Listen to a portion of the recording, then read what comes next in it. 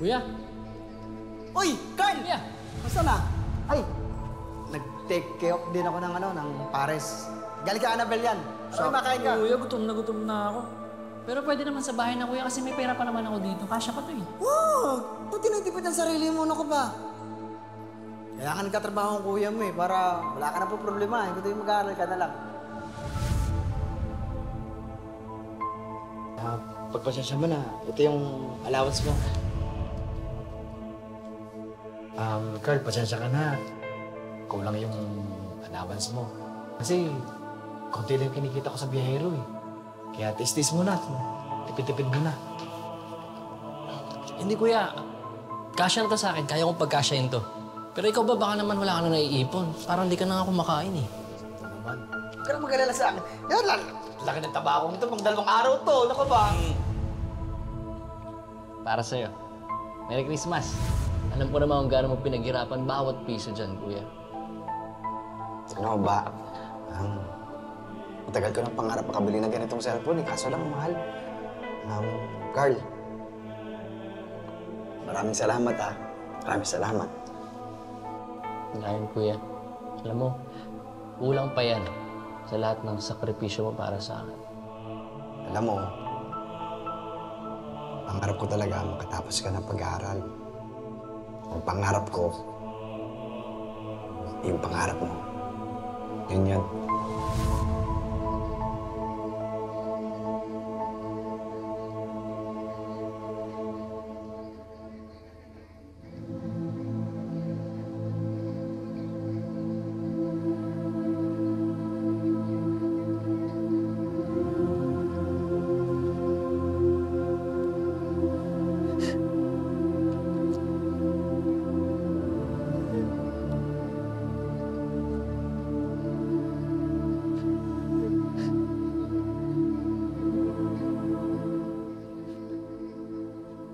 Kuya, ang daya mo naman eh.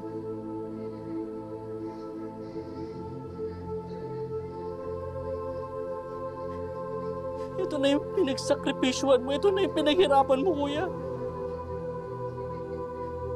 Graduate na ako. Doktor na ako, kuya. Hindi ko alam kung paano magpapasalamat sa'yo ngayon.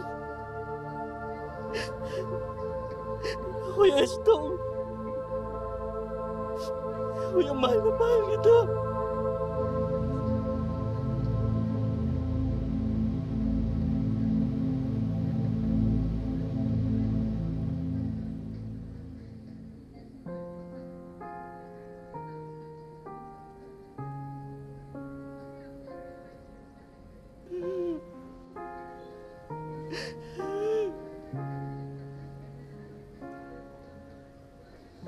Kung nasan man yung kuya mo ngayon, sigurado ako, proud yun at masayang-masaya yun. Natupad mo na ang mga pangarap mo, Carl. Alam mo, Carl, nung nabubuhay si kuya mo,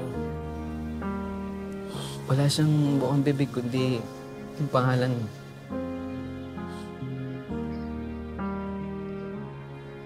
Carl? Carl? Carl, utang ko sa'yo ang buhay ng anak ko. Ano nangyari sa'yo? Lumaban ka! Aling Alma. Aling Alma, sige, kami na po bahala sa kanya. Sa baba na lang po kayo maghintay.